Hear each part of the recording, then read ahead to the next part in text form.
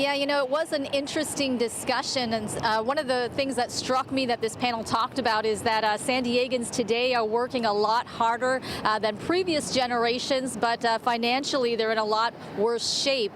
The cost of housing has skyrocketed, wages have not kept up with the cost of living, and people are stressed. The deal always has been in America. If you work hard, if you work honest, you'll be able to meet your basic needs. Not everybody's going to be, a pediatric surgeon. Not everybody's going to be able to build skyscrapers. Not everybody's going to have every skill set, right? And it's on a market spectrum. But if you work hard and you work honest, you should be able to meet your basic needs. Put a roof over your head, put food on the table, think a little bit about the future, and not be full of toxic stress that you're at the doctor's office driving up healthcare costs all the time.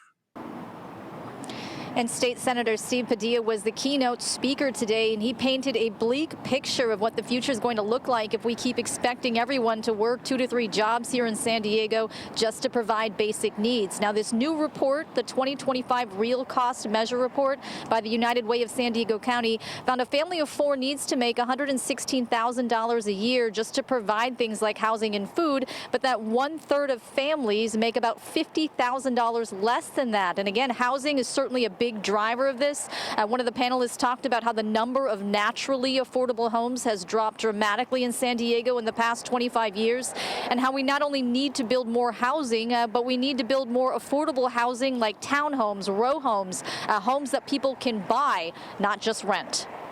There are a lot of people trapped in rentals that are $3,000 to $4,000 a month. And if you could turn that into a mortgage, they could actually stabilize their living expenses for the rest of their lives, plus build wealth, plus have something they could borrow against to put their kids through school, right?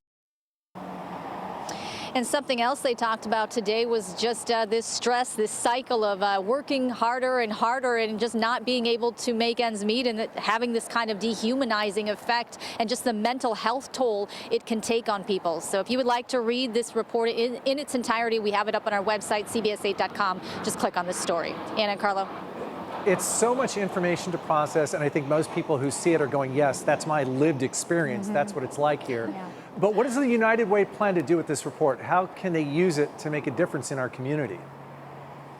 Well, one thing I kept hearing today was knowledge is power, right? So the president of San Diego, or the United Way of San Diego County, said she presented this report to a group of philanthropists earlier, and just to give them a better picture of where the need is the greatest here in San Diego County. Now, she also really has this hope that maybe employers somehow will take note of this and start maybe thinking about ways to offer free daycare or on-site daycare at their companies, or maybe offer to pay the entire health care costs. I mean, I know it's asking a lot, but certainly every bit helps.